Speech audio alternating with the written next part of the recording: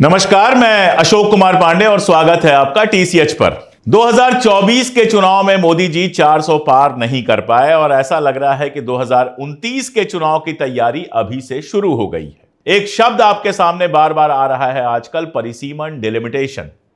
असल में मोदी जी की जो पूरी प्लानिंग है उसमें जमीन पर तो ठीक है, हिंदू मुस्लिम वगैरह का हो जाता है, लेकिन जमीन से आगे की प्लानिंग है। चुनाव आयोग को सेट कर लो, उसके आगे की चीजों को सेट कर लो। चुनाव आयोग के बारे में आप जानते हैं, पहले जो चुनाव आयुक्त चुना जाता था उसमें चीफ जस्टिस ऑफ इंडिया भी होते थे उस प्रोसेस में। अभी चीफ जस्टिस ऑफ इंडिया को बाहर कर दिया गया, उनकी जगह पर लाया गया अपने एक मंत्री को, ताकि सरकार मनमाना चुनाव आयुक्त तय कर सके। और राजीव कुमार जैसे चुनाव आयुक्त सामने आते हैं जो कोई भी सवाल पूछने पर शेर सुनाते हैं। चुनाव आयोग का एक खेल सामने आया था महाराष्ट्र में, जिस पर राहुल गांधी ने विस्तार में बात की थी, और दूसरा खेल आया है बंगाल में, जहां एक ही ईपीआईसी नंबर पर, एपिक नंबर पर 25,000 लोगों के वोट रजिस्टर्ड हैं और चुनाव आयोग कह रहा है कि जांच कराएंगे। तो एक तो चुनाव आयोग को सेट कर लो। दूसरा, अगर आप सोचिए कि लोकसभा और विधानसभा की जो सीटें होती हैं उनको ही ऐसे एडजस्ट कर दिया जाए कि भारतीय जनता पार्टी के लिए आसान हो जाए।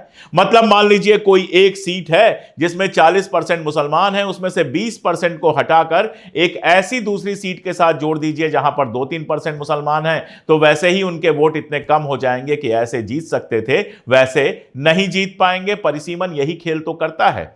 परिसीमन जो है वो क्या करता है, जनसंख्या जैसे जैसे बढ़ती है, कहा गया कि लोकसभा और विधानसभा की सीटों को भी एडजस्ट किया जाएगा, बढ़ाया जाएगा। पहले भी 1952 में, 63 में, 73 में और 2002 में बना था परिसीमन का आयोग, जिसमें रिटायर्ड एक सुप्रीम कोर्ट के जज होते हैं और सारी पॉलिटिकल पार्टियों के प्रतिनिधि होते हैं। अब कहा यह जा रहा है कि जनगणना 2025 में शुरू होगी। अभी तक तो जनगणना पूरी हो जानी चाहिए थी, लेकिन जनगणना टाला गया। 2025 में जनगणना शुरू होगी, 2026 से परिसीमन का प्रोसेस शुरू होगा। और यह पूरा प्रोसेस, संकेत ऐसे मिल रहे हैं कि ऐसे होगा कि मुसलमानों की सीटें जो पहले से ही लगातार कम होती जा रही हैं वो और कम हो जाएं। अगर लोकसभा को आप देखेंगे तो पहली लोकसभा से लेके अभी तक लगातार मुसलमानों का रिप्रेजेंटेशन कम हुआ है। क्यों कम हुआ है वो कहानी मैं आपको डिटेल में बताऊंगा। आगे जो होगा वो तो होगा, देखा जाएगा, उस पर आगे बात करेंगे। लेकिन अभी भी जो परिसीमन हुए हैं वो ऐसे हुए हैं कि मुस्लिम अपनी सीटों से, जहां मुस्लिम बहुल सीटें हैं, वहां से चुनाव ना जीत पाए। इसका खेल बड़ा आसान है। जहां मुसलमान ज्यादा हैं उन सीटों को रिजर्व कर दो दलितों के लिए या फिर शेड्यूल कास्ट के लिए, और जहां दलित ज्यादा हैं, जहां शेड्यूल कास्ट या शेड्यूल ट्राइब ज्यादा हैं, उन सीटों को जनरल कर दो। यानी दलित जीते, लेकिन वहां से जीते जहां पर उसकी बहुसंख्या ना है, यानी सवर्णों के समर्थन से किसी तरह से चुनाव जीत जाए और उसके बाद उनके लिए ही उसको काम करना पड़े। जबकि जहां दलित बहुल हैं वहां पर सीट को अनरिजर्व कर दो। ऐसे ही मुस्लिम के साथ खेल है। दलितों के साथ तो फिर भी है कि कम से कम रिजर्वेशन मिलता है, तो इस सीट से नहीं उस सीट से जीत जाएंगे। संसद में कम से कम दिखाई देंगे। मुसलमानों के लिए तो कोई रिजर्वेशन है नहीं। तो जिन सीटों पर मुसलमानों के जीतने की संभावना है उन सीटों को या तो रिजर्व कर दो या ऐसे बांट दो कि वहां पर मुसलमान कभी जीत ना पाए। जैसे एग्जाम्पल आपको देता हूं बिहार के गोपालगंज का। गोपालगंज में 17% मुस्लिम आबादी है और दलितों की जो आबादी है 12% है। लेकिन गोपालगंज की जो सीट है वो एससी के लिए रिजर्व कर दी है। ऐसे ही असम की करीमगंज सीट पे बात करते हैं। असम के करीमगंज में 56% आबादी मुसलमानों की है, यानी आधे से ज्यादा मुसलमान हैं करीमगंज की सीट पे, और जबकि एससी की जो आबादी है केवल 12% है। लेकिन यह सीट दलितों के लिए रिजर्व कर दी गई ताकि वहां से दलित जीत जाए, मुसलमान ना जीत पाए। कोई और सीट भी दलित के लिए रिजर्व कर सकते थे, लेकिन यह सीट अगर बिना रिजर्वेशन के छोड़ देते तो यहां से एक मुस्लिम सांसद जीत जाता, जो शायद लोग नहीं चाहते। एक और एग्जांपल दे देता हूं आपको गुलबर्गा का। गुलबर्गा कर्नाटक में है। ये 3 एग्जांपल 3 अलग अलग जगहों से मैं दे रहा हूं। वहां पर मुसलमानों की आबादी सबसे ज्यादा 23% है, लेकिन वहां भी इस सीट को रिजर्व कर दिया गया। ऐसे ही बहराइच में 57% मुसलमान है, 57%, दलित हैं 16%, लेकिन इस सीट को शेड्यूल कास्ट के लिए रिजर्व कर दिया गया। इसके अलावा इन सीटों को अगर छोड़ दे तो हस्तिनापुर, बलरामपुर, फरीदपुर, पूरनपुर, धारावी जैसी विधानसभा की ढेरों ऐसी सीटें हैं जो मुस्लिम बहुल हैं, लेकिन उनको रिजर्व कर दिया गया ताकि यहां से मुसलमान न जीत पाए। बिहार के सीतामढ़ी की बाजपट्टी की सीट हो या भोपाल की नरेला की सीट हो, विधानसभा में ऐसी तमाम सारी सीटें हैं जहां मुस्लिम समाज का बहुमत है, लेकिन वो सीटें रिजर्व कर दी गई हैं। आप बताइए ये खेल क्या है? ये बहुत सीधा खेल ये है कि जहां मुसलमान ज्यादा हैं, जहां से मुसलमान चुनाव जीत सकते हैं, उन सीटों को रिजर्व कर दीजिए ताकि वहां से मुसलमान ना जीत पाए, किसी भी तरह से मुस्लिम चुनकर लोकसभा में ना पहुंचे, क्योंकि देश की जो हालत है उसमें जहां मुसलमानों की बहुसंख्या नहीं है, जहां हिंदुओं की बहुसंख्या है, वहां से तो कोई मुसलमान जीत ही नहीं सकता। इसी के साथ दूसरा खेल भी है, जो वास्तव में दलित बहुल सीटें हैं, यानी जहां पर एससी का जो नंबर है, एससी का जो वोटर है वो ज्यादा है, उन सीटों को नहीं रिजर्व किया गया है, उन सीटों को जनरल के लिए छोड़ दिया गया है। गिनते जाइए, औरंगाबाद, आजमगढ़, सीतापुर, अमेठी, रायबरेली, ऐसी कितनी ही सीटें हैं जहां दलितों की जनसंख्या ज्यादा है, लेकिन सीट अनरिजर्व छोड़ दी गई है ताकि वहां से जनरल जीत जाए। आप अगर नंबर जानना चाहते हैं तो औरंगाबाद में 28% दलित है, नवादा में 25% है, आजमगढ़ में तकरीबन 26% है, मिर्जापुर में 26.1% है, रायबरेली में 30%, सीतापुर में 27.4%, उन्नाव में 30.5% और बीदर में 25.2% दलित हैं, लेकिन ये सीटें रिजर्व नहीं की गई हैं। ऐसे ही कई मुस्लिम बहुल सीटें हैं जो एसटी के लिए रिजर्व कर दी गई। जैसे राजमहल की बात करूं, झारखंड की लोकसभा सीट है, तो वहां 34% मुस्लिम आबादी है, एसटी आबादी 29% है, लेकिन उसको रिजर्व कर दिया गया एसटी के लिए।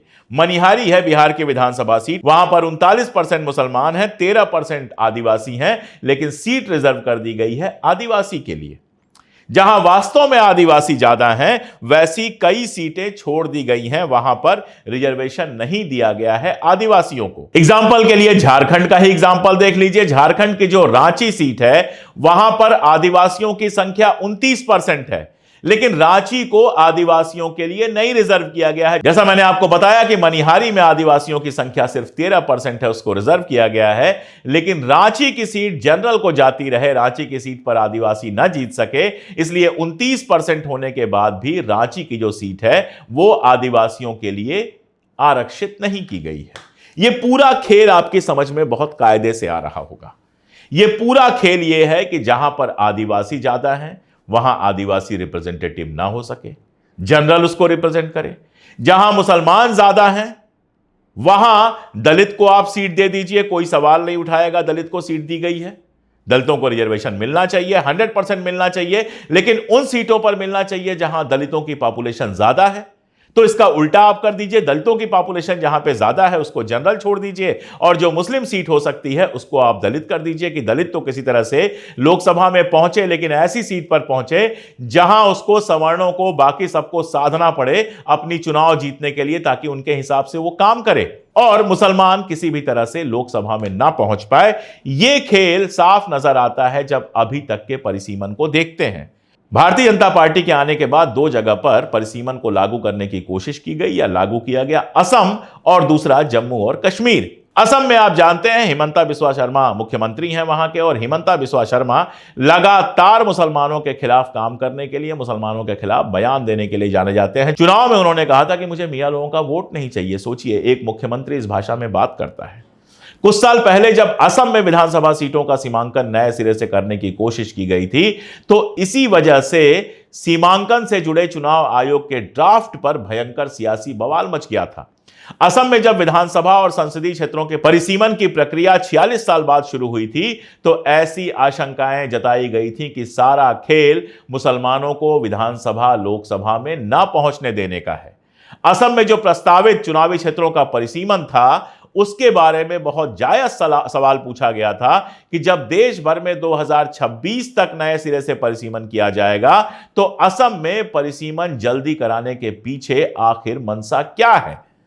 असम के चुनावी इलाकों के परिसीमन पर तब भी यह सवाल उठा था कि क्या परिसीमन के जरिए दलितों और मुसलमानों की सियासी ताकत को कम से कमतर करने की कोशिश की जा रही है। उस समय असम में बीजेपी पर राजनीतिक एजेंडा चलाने के आरोप भी लगे थे। तर्क यह दिया जा रहा था कि अगर सत्ताधारी बीजेपी ने अभी तक असम में एनआरसी का कोई समाधान नहीं निकाला है तो परिसीमन का काम कैसे शुरू हो सकता है।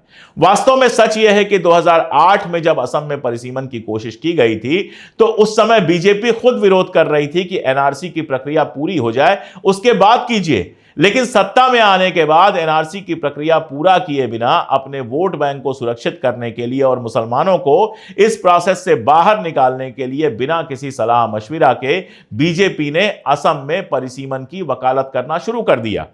अगर असम की जनसंख्या देखें तो 2001 की जनगणना के हिसाब से असम की जो आबादी है वो 2 करोड़ 66 लाख थी, जिसमें हिंदू थे 1 करोड़ 72 लाख और मुसलमान थे 42 लाख।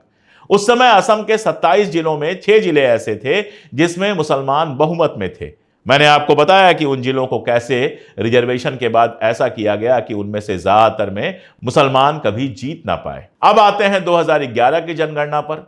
इसमें असम की जनसंख्या 3 करोड़ 12 लाख हो गई, जिसमें हिंदुओं की जनसंख्या 1 करोड़ 92 लाख और मुसलमानों की जनसंख्या करीब 1 करोड़ 7 लाख बताई गई, यानी दोनों की जनसंख्या लगभग समान रूप से बढ़ी। अब जब परिसीमन की बात आई तो यह सवाल उठा, क्या किसी इलाके में दलितों और मुसलमानों के ज्यादा होने के बावजूद सरकार इस तरह का परिसीमन करना चाहती है कि दलित इलाकों में दलित ना जीत पाए और मुसलमान इलाकों में मुसलमान ना जीत पाए? हालांकि वो प्रक्रिया रुक गई। अब 2026 में अगर परिसीमन होता है तो असम में भी परिसीमन होगा और देखना होगा कि असम सरकार क्या खेल खेलती है। जम्मू कश्मीर का मामला और मजेदार है। जम्मू और कश्मीर कहा तो एक साथ जाता है, लेकिन 2 अलग अलग इलाके हैं, एक जम्मू है और एक कश्मीर है। और जल्दी जल्दी में जम्मू कश्मीर के अंदर परिसीमन की कार्रवाई के लिए जो रिटायर्ड हमारी जस्टिस थी रंजना प्रकाश देसाई, उनकी अध्यक्षता में 3 मेंबर्स का एक आयोग बनाया गया। 2019 में आप जानते हैं लद्दाख को जम्मू कश्मीर से अलग कर दिया गया, कारगिल को भी। उसके बाद जम्मू कश्मीर में सिर्फ 107 सीटें रह गई थी। 2020 में जो परिसीमन हुआ उसके बाद सीटों को 107 से बढ़ाकर 114 कर दिया गया, यानी 7 सीटें बढ़ाई गई। और इन जो 114 सीटें हैं इनमें से 90 सीटें जो हैं जम्मू और कश्मीर के लिए हैं और 24 सीटें रखी जाती हैं पीओके यानी पाकिस्तान ऑक्युपाइड कश्मीर के लिए, जिसको हम अपना हिस्सा मानते हैं, जो हमारा हिस्सा है। यानी प्रैक्टिकली 90 सीटों पर चुनाव होना था। अब आपको मैं एक खेल बताता हूं जो जम्मू और कश्मीर में हुआ। देश भर में जो परिसीमन होता है वो जनसंख्या के पॉपुलेशन के आधार पर होता है। जम्मू कश्मीर में यह पूरा प्रोसेस पलट दिया गया और क्षेत्रफल के आधार पर, एरिया के आधार पर यह परिसीमन किया गया। कहा गया जम्मू की एरिया ज्यादा है, कश्मीर की एरिया कम है, इसलिए होना यह चाहिए कि जम्मू की सीटें ज्यादा बढ़नी चाहिए, कश्मीर की सीटें कम बढ़नी चाहिए, और यह खेल किया गया। अब खेल क्या है? कश्मीर में मुस्लिम पॉपुलेशन है, कश्मीर की सीट बढ़ेगी तो वहां से मुसलमान जीत के आएगा, लेकिन जम्मू की सीट बढ़ेगी तो वहां भारतीय जनता पार्टी का कैंडिडेट जीत सकता है। इसलिए नियम ही बदल दिया गया और पॉपुलेशन की जगह एरिया के आधार पर वहां परिसीमन किया गया। उस समय मैंने इस पर एक डिटेल आर्टिकल किया था और ढेर सारे एग्जाम्पल दिए थे। अगर लोकसभा की सीटों की बात करें तो चुनाव आयोग ने अनंतनाग और जम्मू की सीटों की सीमाएं बदल दी। जम्मू के पीर पंजाल क्षेत्र को कश्मीर की अनंतनाग सीट से जोड़ दिया और साथ में पीर पंजाल में आप जानते हैं कि पुंछ और राजौरी के जिले आते हैं जहां अच्छा खासा हिंदू पॉपुलेशन है। तो कोशिश यह की गई कि अनंतनाग की सीट पर हिंदू पॉपुलेशन की जनसंख्या बढ़ा दी जाए ताकि वहां से जीतने की संभावना बने। हालांकि हालत यह हुई कि अनंतनाग से बीजेपी अपना कैंडिडेट भी खड़ा नहीं कर पाई। ऐसे ही जो श्रीनगर संसदीय क्षेत्र है उसका जो एक शिया बहुल क्षेत्र है उसको बारामूला के साथ जोड़ दिया गया। यह सारा खेल वहां पर किया गया क्योंकि एक जमाने में जो वहां की शिया पॉपुलेशन थी वो बीजेपी की सपोर्टर मानी जाती थी। हालांकि आजकल ऐसा कुछ नहीं हो पाया और आप जानते हैं कि कश्मीर की किसी भी सीट पर भारतीय जनता पार्टी चुनाव लड़ने की हिम्मत नहीं कर पाई। तो इस पूरे खेल के बाद हुआ क्या कि जम्मू में कुल आबादी है 44%, लेकिन सीट उसको मिली है 48%। कश्मीर की आबादी है 56%, लेकिन सीट उसको मिली है 52%। यह सारा खेल यह ध्यान में रख के किया गया था कि जम्मू कश्मीर में कैसे भी भारतीय जनता पार्टी की सरकार बन जाए, लेकिन यह खेल हो नहीं पाया। आप देखिए कि जम्मू में जो 6 नई सीटें बनी हैं उनमें 4 ऐसी सीटें हैं जो हिंदू बहुल हैं। उनको बनाया ही इसीलिए गया क्योंकि भारतीय जनता पार्टी वहां पर चुनाव जीत पाए।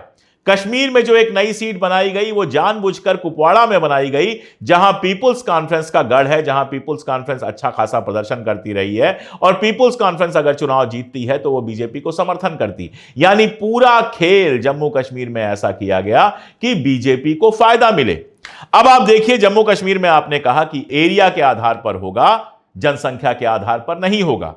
अब दक्षिण यही सवाल पूछ रहा है, साउथ यही सवाल पूछ रहा है कि आप जनसंख्या के आधार पर पूरे देश में क्यों कर रहे हैं? पूरे देश में भी एरिया के हिसाब से कीजिए। हम जानते हैं कि जो नॉर्थ के स्टेट हैं, यूपी हो, बिहार हो, ये सारे स्टेट हैं, इनकी पॉपुलेशन ज्यादा है, इसलिए इनके पास सीट ज्यादा है। अब साउथ के राज्यों को यह डर है कि अगर जनसंख्या को सिर्फ माना जाएगा तो कंडीशन यह होगी कि जो हिंदी बोलने वाले स्टेट हैं, जो नॉर्दर्न स्टेट हैं, उनमें जो सीटें हैं वो डबल हो जाएंगी और साउथ की जो सीटें हैं वो उनकी तुलना में आधी रह जाएंगी। जबकि अगर आप एरिया की बात करेंगे तो साउथ और नॉर्थ दोनों की एरिया लगभग बराबर है। अनुमान यह लगाया जा रहा है कि परिसीमन के बाद दक्षिण के 5 राज्यों में केवल 42% सीट बढ़ेंगी, जबकि 8 जो हिंदी भाषी राज्य हैं नॉर्थ के, उसमें 84% तक सीटें बढ़ जाएंगी। अब एक तरफ सरकार कहती है जनसंख्या घटाइए, मुसलमानों के ऊपर आरोप लगाया जाता है कि वो जनसंख्या बढ़ा रहे हैं, हालांकि यह आरोप बिल्कुल झूठा है। और दूसरी तरफ दक्षिण जिसने अपनी पॉपुलेशन घटाई है नॉर्थ के मुकाबले में, उसका नुकसान किया जा रहा है, उसकी सीटें कम की जा रही हैं। और आप ये बात एक समझ लीजिएगा कि अगर ये मामला होता है तो दक्षिण और उत्तर के बीच में जो संघर्ष बढ़ेगा वो देश के लिए बहुत खतरनाक होगा। आप एक एग्जाम्पल समझ सकते हैं कि केरल ने सबसे पहले जनसंख्या नियंत्रण किया था। वहां पर लोकसभा की जो सीटें हैं वो अगर इस तरह से परिसीमन होगा तो केवल 35 या 36 होंगी, जबकि यूपी में 235 से भी ज्यादा सीटें आ जाएंगी। अगर इस तरह से परिसीमन होता है तो समझिए कि यूपी में ही अगर कोई बहुमत पा गया तो वो सरकार बना लेगा। अगर 2 या 3 स्टेट में उसको बहुमत मिल गया तो वो सरकार बना लेगा। इस तरह की स्थिति अगर बनेगी तो दक्षिण के राज्यों में नाराजगी बढ़ेगी, क्योंकि दक्षिण के राज्य जो हैं, एक तो सबसे ज्यादा वहां टैक्स कलेक्शन हो रहा है, गवर्नमेंट को सबसे ज्यादा पैसा दे रहे हैं, और दूसरा ये कि उन्होंने अपनी पॉपुलेशन को कंट्रोल किया है। अगर उनकी सीटें कम होंगी तो बहुत ज्यादा बवाल बढ़ेगा। अब आप जानते हैं कि भारतीय जनता पार्टी साउथ से लगभग साफ है, साउथ से उसको सीटें नहीं मिलती हैं, तो वो तो इस चक्कर में है कि नॉर्थ में इतनी सीटें बढ़ा लीजिए कि साउथ से किसी को भी सीटें मिले, सरकार उसकी बन जाए। लेकिन साउथ के लोग इस पर चुपचाप नहीं बैठेंगे और जिस तरह का बवाल शुरू होगा वो देश के लिए बहुत खतरनाक होगा। तो इस परिसीमन में मैंने आपको 3 बड़े मुद्दे बताए। पहला मुद्दा तो यह है कि मुसलमानों की सीटें जो पहले ही बहुत कम हो चुकी हैं, और पिछले परिसीमन में भी वो इस तरह से तमाशा किया गया कि मुस्लिम बहुल सीटों को एससी के लिए या एसटी के लिए रिजर्व कर दिया गया, उस खेल को और बढ़ाया जाएगा। जो अभी मुस्लिम बहुल सीटें बची हुई हैं, जैसे बरपेटा है, धुबरी है, किशनगंज है, बरहमपुरा है, जंगीपुरा है, मालदा है, मुर्शिदाबाद है, इस तरह की सीटों को भी डिस्टर्ब करने की कोशिश की जाएगी, नंबर 1। और यह काम विधानसभा में भी होगा। नंबर 1 बात तो यह है। नंबर 2, जिन सीटों पर वाकई दलितों का और शेड्यूल्ड ट्राइब का बहुमत है, आदिवासियों का बहुमत है, उन सीटों को जनरल के लिए रिजर्व किया जाएगा। यह भी एक बेहद खतरनाक बात होगी। और तीसरी बात यह कि अगर जनसंख्या के आधार पर परिसीमन होता है तो दक्षिण की सीटें बहुत कम हो जाएंगी, उत्तर की सीटें बहुत बढ़ जाएंगी, और उसके बाद देश के अंदर बवाल बढ़ जाएगा। अब ये सारे डिटेल मैंने आपके सामने रख दिए हैं। आप खुद सोचिए कि परिसीमन के नाम पर जो खेल खेलने की कोशिश की जा रही है वो कितना सही है और कितना गलत।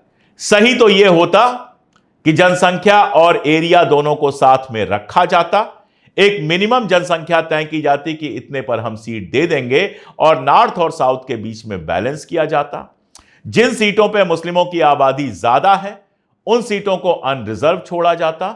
जिन सीटों पर दलितों की आबादी ज्यादा है उनको दलितों के लिए रिजर्व किया जाता। जिन सीटों पर आदिवासियों की आबादी ज्यादा है उनको आदिवासियों के लिए रिजर्व किया जाता। यह अगर किया जाता तभी देश में न्याय होता। लेकिन अगर मोदी जी अगली सरकार बनवाने के लिए यह खेल करेंगे तो यह याद रखिएगा, नोट रखिएगा कि मुसलमान तो शायद विरोध ना करे, लेकिन दक्षिण से बहुत बड़ा विरोध होगा और इसका बहुत बड़ा असर हमारे देश पर पड़ेगा। आज के लिए इतना ही। बहुत शुक्रिया।